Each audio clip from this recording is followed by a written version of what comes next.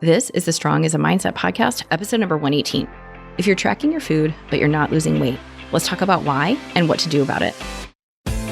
This is the Strong as a Mindset podcast, where you'll learn how to build both a strong body and a strong mind by eating, moving, and thinking. I'm your host, physician, personal trainer, certified health coach, and certified life coach, Carrie Holland. Hey, how are you? What's new? What's good? So, what's good here? We are going to talk about food tracking today. So I have talked about this a few times before on the podcast, but today I'm going to take a different angle.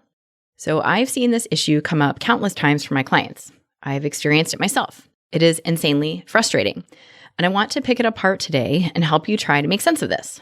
Because quite honestly, this is one of the biggest problems I have with food tracking. And that issue is this. What happens when you're using your food tracker and according to the tracker, you are in a calorie deficit, but you're not losing weight? So this right here would probably be one of the biggest issues that comes up for people who use an app like MyFitnessPal, Lose It, My Macros, or any tracking app for that matter. So I run into this so very often, and I've seen and experienced the brain drama that it can cause, and I'm starting to change my tune about the utility of tracking for this very reason. So I've mentioned before that there are a number of tools at your fingertips that can help you change your habits and lose weight if that is your goal. A calorie tracking app is one of those tools. But sometimes what you think is a tool, or what starts out being a tool for you, like tracking your calories, with time can become a weapon, meaning you start using the tracker against yourself. And that's when the tool is no longer helpful. And I've seen this and I've experienced this enough times personally and with coaching clients that I think we need to pull this apart. So I want to explain to you how, despite it being a tool, I want to explain how tracking your calories may be hurting you. So to be clear, this is not a plot to talk you out of tracking your food, okay? If you're someone who can use MyFitnessPal and use it in a way that helps you or that supports you, and use the app in a way that keeps you moving forward towards your health and fitness goals, then please, by all means, keep going. And there are plenty of people out there who do use those apps successfully and use the apps to keep them honest and keep them accountable. I looked at the App Store just the other day, and as of me writing this podcast, MyFitnessPal alone has 1.9 million 5-star ratings. So clearly, there are some people out there who are benefiting from it. But if you find that your calorie tracker is leading you astray and leaving you with loads of frustration, let's talk about it. Let's talk about how calorie tracking is an imperfect science at best and what you can do instead. Okay, I want to give you some perspective on this and help you see tracking just a little differently and help you consider what else there might be. Because I've said it before, I will say it again here, people lost weight and changed their diets before MyFitnessPal existed. Okay, it is possible. It is totally within your capacity, and I want to help you see that. Okay, so let's go. So to get us going, let's talk about the many different ways that tracking can be inaccurate. Okay, I'm getting really detailed and nitpicky here to show you all of the different ways that tracking is inaccurate, but it's for a reason, okay? I don't want to just go with a blanket statement of tracking is inaccurate. I want you to understand just how inaccurate it can be and what the cumulative impact of a number of small factors adds up to, okay? So first things first, your food label. So go into your pantry and pull out any packaged, boxed, or bagged snack and look at the calorie count per serving. So do you notice anything about it? So most every single calorie count ends in either a 5 or a 0. And that's because of the FDA rounding rule. So the FDA rounding rule means that food companies can round to the nearest 5-calorie increment for amounts of food up to 50 calories. And then they can round to the nearest 10-calorie increment for amounts above 50 calories. So amounts less than 5 calories can be expressed as 0. So if you're eating a handful of chips and the serving is actually 124 calories, the label will read 120 calories. That's just an example. And that's subtle, right? You might be thinking to yourself, well, it's just 4 calories, big deal. But imagine doing that for every single packaged food item you consume in a day. Imagine there's a 4-calorie difference for every single packaged food item that you eat. Do some simple math and you'll see what starts out as 4 calories can quickly add up over the course of a week to be a whole lot more. So here's something else that I found totally fascinating. It totally shocked me when I was researching for this episode. But I learned that the FDA acceptable margin of error on your nutrition label is 20%. 20%. Okay. That is insane to me. So what that means is that your container of yogurt that says only 100 calories on it could in reality have anywhere from 80 to 120 calories. We just don't know.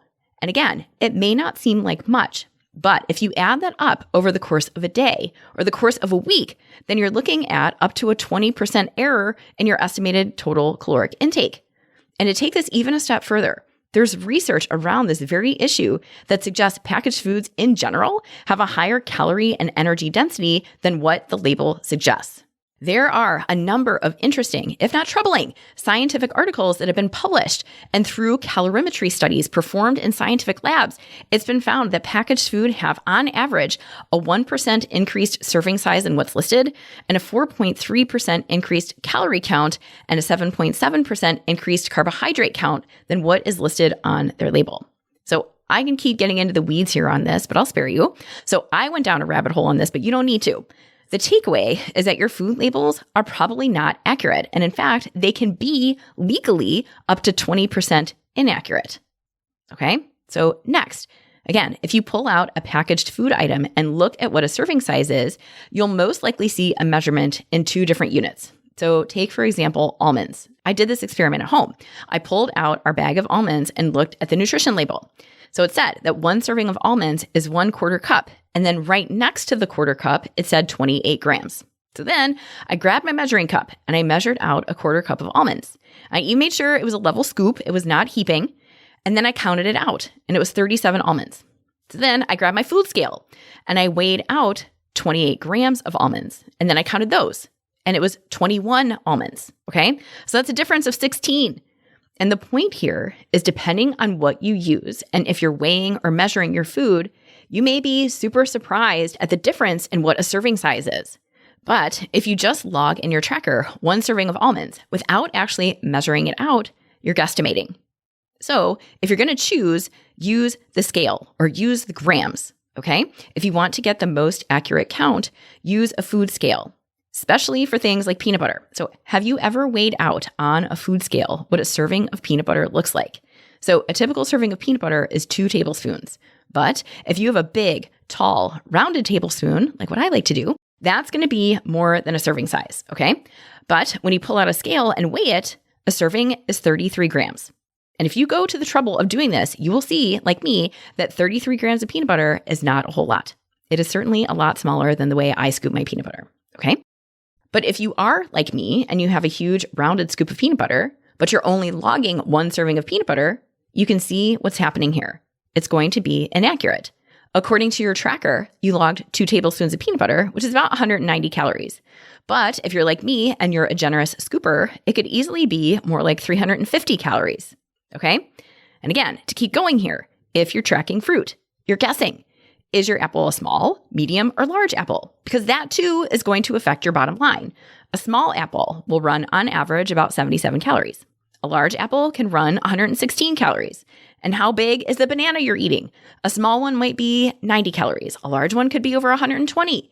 And the point here is that you're guessing. It is all an estimate. And here's one other thing to note too, because this comes up all the time. If you're tracking or weighing your meats, generally you want to measure and weigh them raw. Okay, so here's why. The nutrition labels for packaged raw meats are giving you the nutrition information for the weight of the raw food, unless it's stated differently on the package.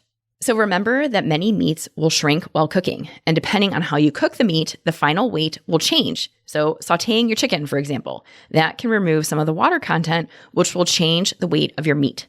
So to be most accurate, you want to measure your meat raw before you cook it. So again, the reason I'm getting into the weeds here is to give you all these examples and illustrate that how you measure and log your food matters. And the food examples that I gave, those are foods that are considered healthy. We talked about almonds, peanut butter, apples, bananas, chicken. Even though those foods are considered healthy choices, there are still plenty of ways that eating them and tracking them inaccurately could be giving you totally mixed messages. Okay? So another way that tracking your food can be inaccurate is when most of your tracking is done by eyeballing. Again, I just went over weighing and measuring and the difference between using a measuring cup versus pulling out a food scale. So you can see that even there, the difference between measuring cups or measuring spoons and the scale, that difference is quite a bit. Well, now imagine what happens when you just go and take any sort of measuring out of the picture entirely and eyeball it. Okay? You're eyeballing what a 3-ounce piece of chicken looks like. You're eyeballing a half a cup of white rice. Or my favorite, you're eyeballing a serving of ice cream. So as an aside, just for a second, have you ever gone and measured out what a serving size of ice cream is? If you look at the label, it's 2/3 of a cup or 99 grams.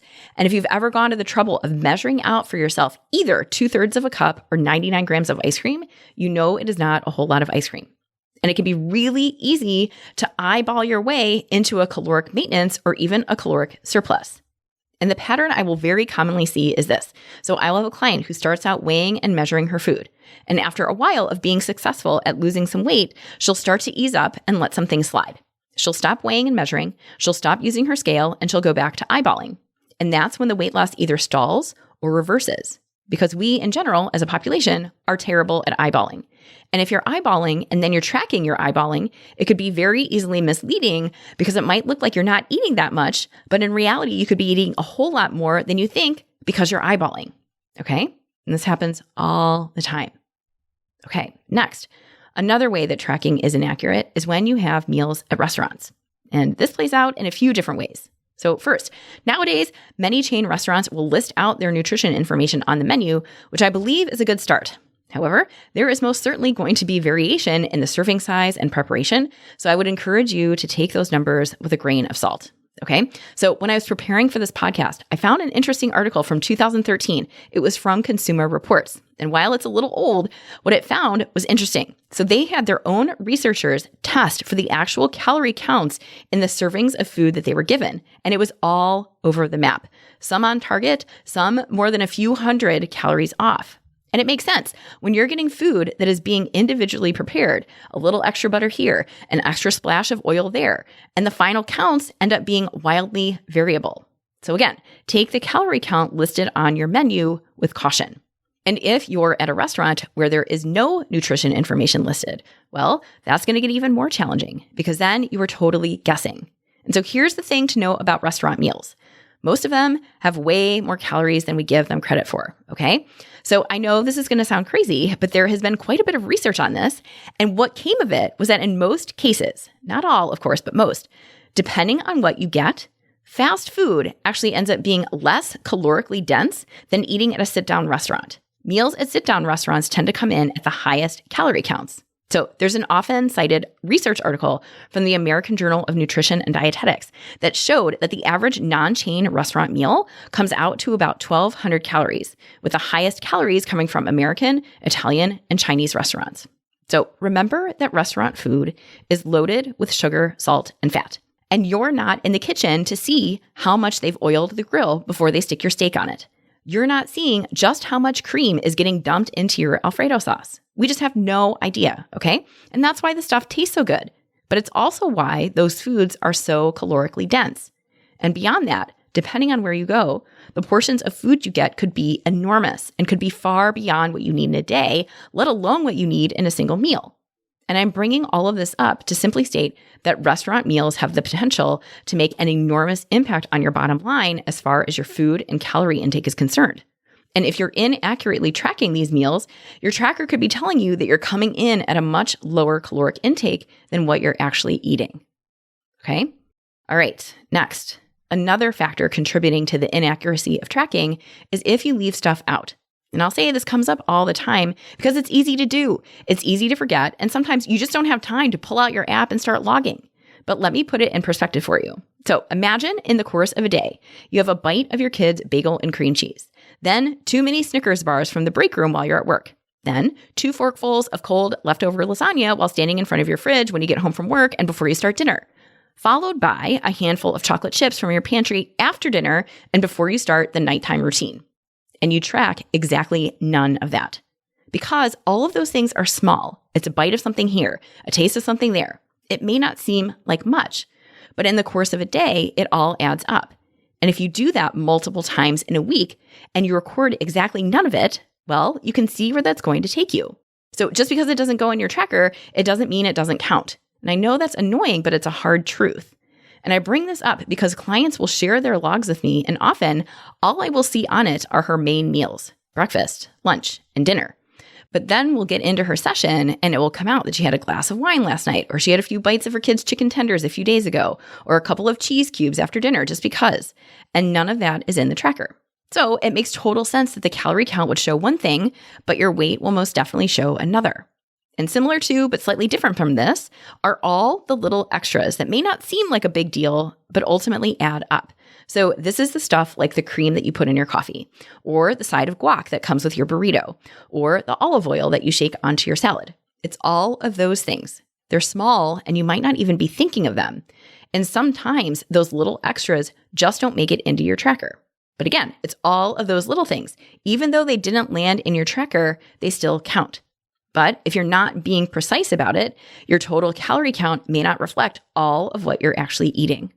All right, and another factor contributing to the inaccuracy of tracking is when you eat a meal that you make from a recipe. So this is another place where you're guesstimating. And I get it. If you have ever tried to track a meal that you made from a recipe, you know sometimes it is just a straight up pain in the booty to do the math, search the ingredients, divide it out, and then try to guess how much of a serving size you've had. That is quite a bit of work. And so sometimes it's easier just to not track it at all or just straight up guesstimate. But that's also adding to the overall inaccuracy of your tracking. Okay?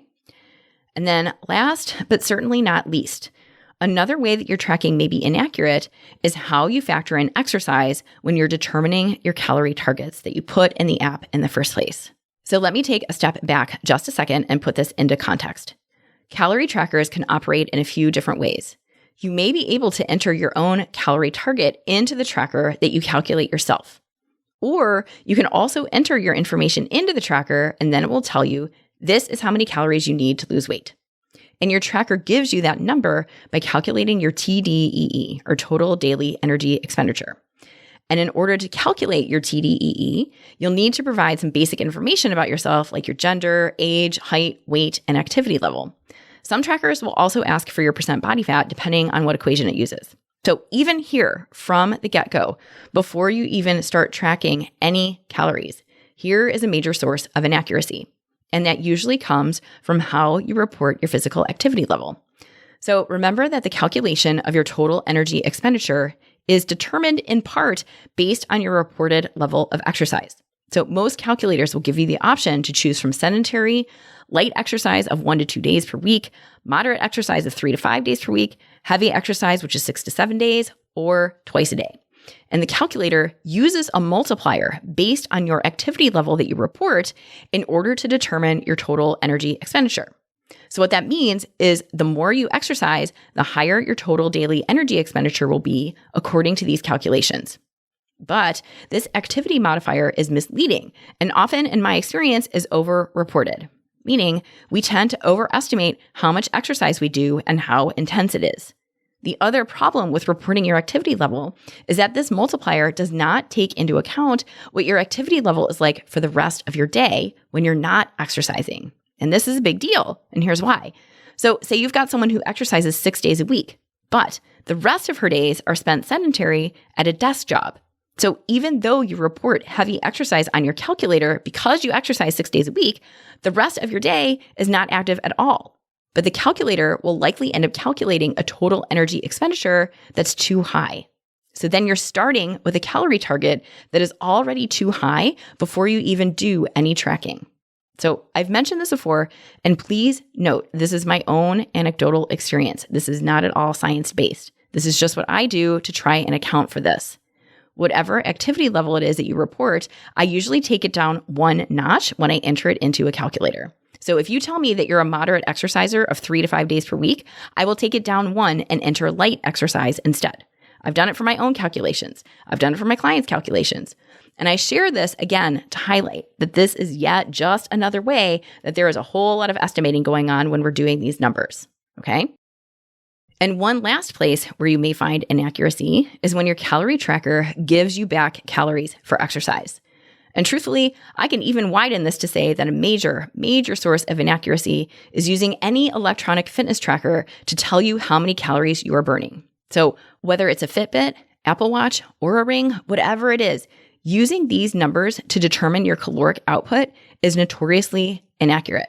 There are studies that show an error rate anywhere from 13% all the way to 115%. And so what that means is that your calorie burn reported on your fitness tracker can be off anywhere from 13 to over 100%.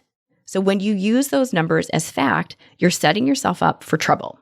So if, for example, you enter onto your tracker that you burned 500 calories on your run because that's what your Apple Watch said, when in reality you burned more like 250 calories, well, that's going to set you up for a problem. You may think to yourself, well, my watch said I burned 500 calories on this run. So even though I'm aiming for 1,400 calories to be in a deficit, I can actually eat 500 more, get to 1,900, and still lose weight. But that just does not work. Okay. And I highlight this example because even though you may have heard it before, it comes up all the time. I had this exact conversation a handful of times last week even. I had a client tell me that her Oura Ring told her her total energy expenditure was 2,300 calories and she was only eating 1,500 calories. And why wasn't she losing weight? And that gave us the opportunity to talk about all the ways that these numbers are inaccurate. So please do not eat back the calories that your tracker or your exercise equipment, whatever it says that you burned from exercise. Those trackers are notoriously inaccurate. Your exercise equipment is wildly off. This is setting you up for frustration. So I would just strongly caution you to take all of those numbers with an enormous, enormous grain of salt. Okay? All right. So now that we've gone through 8 different ways that tracking is inaccurate, you may be wondering to yourself, like I was when I was putting this podcast together, is it worth it? After knowing all the ways that tracking is inaccurate, is it worth it to track your calories? Should you even bother? And I will admit in full transparency that I have been going back and forth on this. After digging through all of this and detailing all the ways that tracking is inaccurate, I was totally left scratching my head and asking, is this worth it? And ultimately, here is where I've landed. If you can use calorie tracking in a way that supports you, then it might be helpful. If you recognize that tracking is very much an imperfect science, but you also see that it can still provide data in the form of self-monitoring, then by all means, use it. On the flip side, if you use tracking as a weapon against yourself, or if you get so caught up in the numbers, or if you have trouble seeing beyond the numbers on your tracker to the point that it keeps you from moving forward, then maybe it's not the best tool for you. So while I'm not going to sit here and tell you that you must track your food, because I don't think you have to do that, what I will tell you is that some sort of self-monitoring is essential. And that is based on what we know about habit change. If you want to change your habits, change your lifestyle, change the way you eat, stop mindless eating, stop emotional eating, or stop snacking, or really change any habit, self-monitoring is key. Because if you want to know where you're going, you have to know where you're starting from on the map. And self-monitoring is that map. Without any self-monitoring, you're guessing. And when it comes to habit change, guessing is not going to get you anywhere. And if you commit to self-monitoring, you can keep it simple and stick with journaling. So that just means writing down everything you eat. Pen and paper is just fine. No amounts are needed. No scales or measuring cups are necessary. You simply commit to writing it all down. That's it. Then you've got data. So it may be that instead of looking at MyFitnessPal and seeing that you ate 1,500 calories in a day, which could very well be inaccurate, instead we look at your journal and see, okay, you had a bagel and cream cheese for breakfast. You had half a muffin from the work break room mid-morning. You had your salad and chicken for lunch, and then you had a piece of pizza that your coworkers ordered. You had 2 mini Snicker bars at the front desk of your office. You had a granola bar in the car on your way home from work. Multiple bites of pretzels and hummus while making dinner, and you get the idea here. When you write it down, even if it's not in a calorie tracker, you still get data, and you can use that data to make changes. You can look at what you recorded and see, well, yes, I'm eating what I planned out, but I'm also eating a lot of extra stuff here and there, and that's helpful information. Or say you record everything and you aren't snacking, but you're still not losing any weight. So you're eating exactly as you write in your journal, you're not leaving out anything, but you're still not losing weight. Well, that still tells you something. That is still data. It tells you that whatever you're eating is not putting you in a caloric deficit. And if you want to lose weight, something will need to change. And honestly, that is where I think food journaling can be most helpful. Because at the end of the day, I really don't care what the numbers say. To be perfectly honest, I do not care what your tracker says. And here's why. If you are not losing weight, then barring any medical issues, you are not eating in a caloric deficit. So it really doesn't matter what your tracker says. It does not matter if MyFitnessPal says you came in right at 1,400 calories every day for the last month.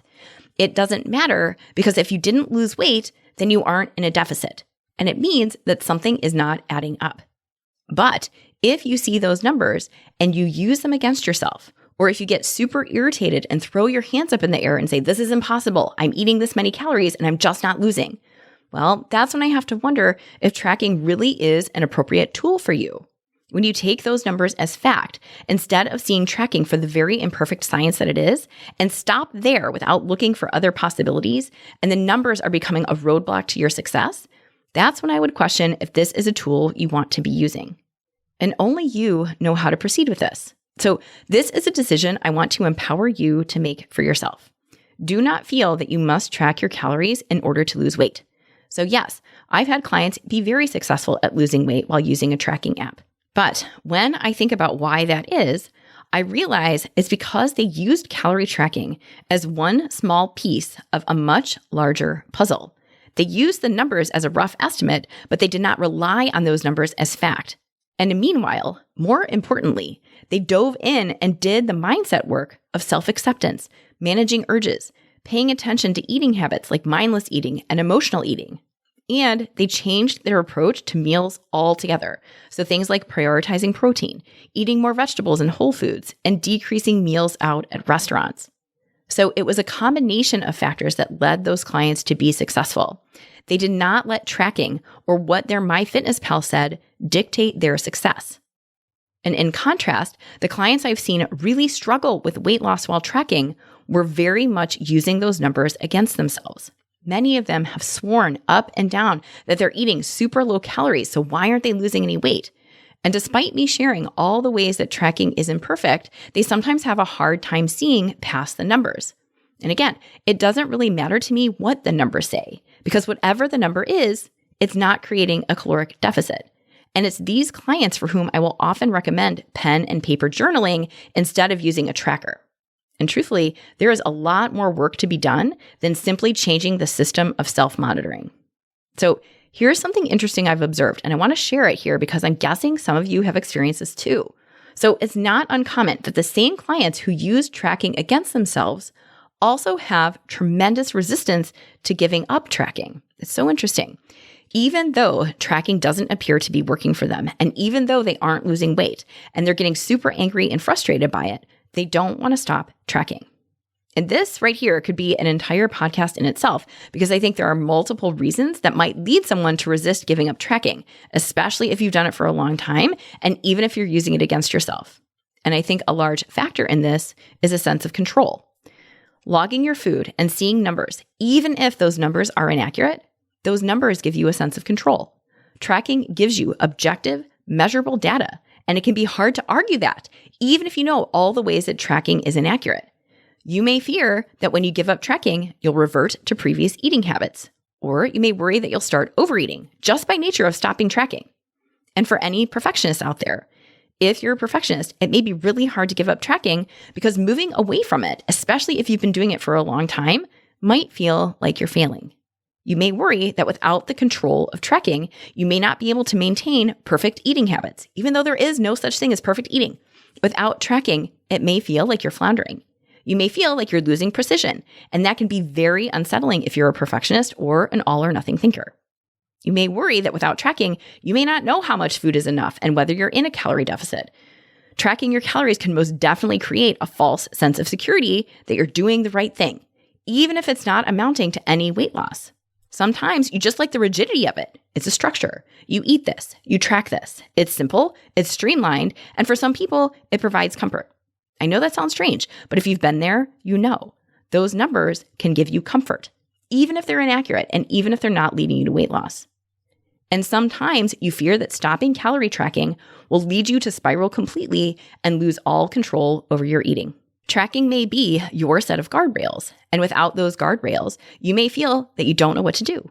If you get stuck into believing that calories are the only thing that matter, as opposed to things like food quality, hunger, satiety, sleep, hormones, then it would make sense that you would not want to give up having those numbers. It makes sense that you would not want to get rid of those guardrails. But Here's the key thing I want you to know, and this is the key takeaway. In order to change your eating habits and lose weight and keep it off, really, in order to heal your relationship with food, the tracker is not going to do it, okay? The tracker is not going to be your key to creating a healthier relationship with food. Instead, you have to be able to reconnect your hunger with your eating, okay? In one sentence, that is really the crux of it. You have to be able to reconnect hunger and eating. This is so critical. So I've already gone over how calorie tracking can be a potentially useful tool in previous episodes, but all tools have their limits. A calorie tracking app is not going to teach you how to manage your hunger and satiety cues. It's not going to teach you how to pay attention to what true physical hunger feels like versus the emotional hunger of a bad day that is calling for chocolate. Okay? And honestly, that is what most of us need in order to truly change our eating habits. It's not having a better calorie counting app or a better barcode scanner, or having an Apple Watch or an Oura Ring that has better accuracy in counting your total energy expenditure. It's really none of those things that are essential. Instead, what is essential is that you get in tune with your own unique hunger and satiety signals and eat based on those. It means learning to eat when you are truly physically hungry. It means that you make eating for reasons other than hunger the exception rather than the norm. I've said this before, and it's really true. Most of us eat for all kinds of reasons other than hunger. It's a birthday. Of course you have cake. It's a night out. Of course you have the extra glass of wine. It's football Sunday. Of course you have a bag of chips. It's been a terrible day. Of course you have a bowl of ice cream to numb it. We eat when we're happy. We eat when we're sad. We eat when other people are eating. And often, hunger has very little to do with many of your food decisions. And that is a large part of the problem. And a tracker is not going to fix that. Mindset work, however, will. I want you to get intimately acquainted with what real, true hunger feels like for you. I want you to know, by paying attention to your body, what it feels like to be satiated. Not full, not stuffed, but satiated. And that truly is where trackers will do you a disservice. How many times have you used a tracker and at the end of the day had a handful of chips or a scoop of ice cream or a slice of pie because your tracker said you still had calories left for the day? This happens all the time. So you see that according to your tracker, you've still got some leftover calories, so you go ahead and eat the cookie. And at the risk of making you mad, I would argue that the question to ask in this situation is absolutely not, do I still have any calories left? Instead, the question I would encourage you to ask is, am I hungry? So do you see the difference there? The difference is huge. The difference here is letting your hunger guide your eating versus letting MyFitnessPal guide your eating. And I have written a number of podcasts about this, and I will keep making podcasts about this to give you tools to practice letting hunger guide your eating. And no, this is not to say that you don't ever eat for emotional reasons, but the goal is to make that the exception rather than the norm. And in order to do that, in order to have hunger be what guides your eating, it means awareness. You knew we couldn't get through a podcast without mention of awareness, so here it is. Awareness means you are paying attention and you recognize that something is happening. You come off autopilot.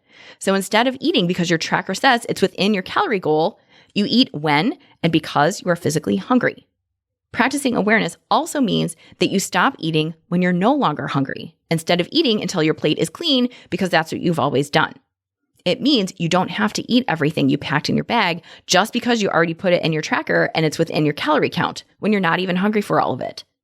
Awareness means you pay attention to your eating instead of doing it on autopilot. And ultimately, reconnecting eating with your hunger means you learn to trust yourself and trust your body to provide you with information when you are hungry and when you are satiated. And allowing your body to tell you that, rather than using a calorie tracker to tell you that, well, that can be very unsettling for some of you. It can be especially unsettling if you've been tracking calories for years, or if you're used to restricting yourself, or if you have loads and loads of food rules that you're used to following. You may not be aware of what true hunger feels like because you've never let yourself feel it. You may not be aware of what satisfied and no longer hungry feels like because you're used to eating until you're full or stuffed. And that, right there, that is where the work is. The work is learning about what your body's natural hunger and satiety signals are telling you and to eat based on those. The work is not getting better at tracking. And the key feature here is self-trust. You learn to trust yourself around food. You learn to trust that you know what foods are healthy, what foods fuel you, what foods taste good to you, and you eat those. And you practice listening to your brain and your body tell you that you've had enough, that you are satisfied. Key word here, practice. And when I say practice, you know what that means. Trying and failing until you get the hang of it. So this is your key right here.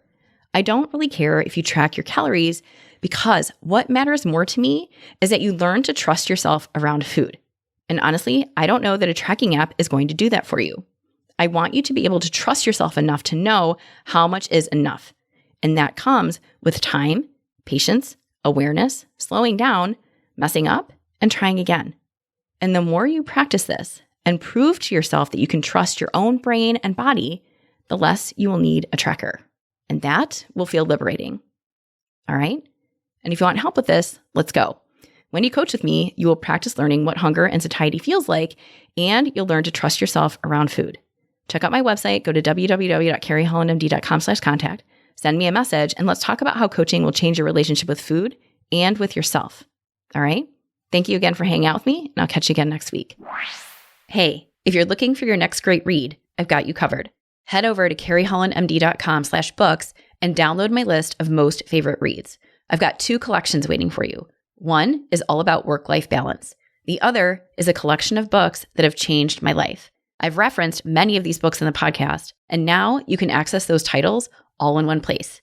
Again, that's carriehollandmd.com/books. Check it out and find your next great read.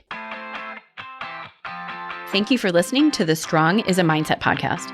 If you want to learn more about how to build both a strong mind and a strong body by eating, moving, and most importantly, thinking, check out carriehollandmd.com.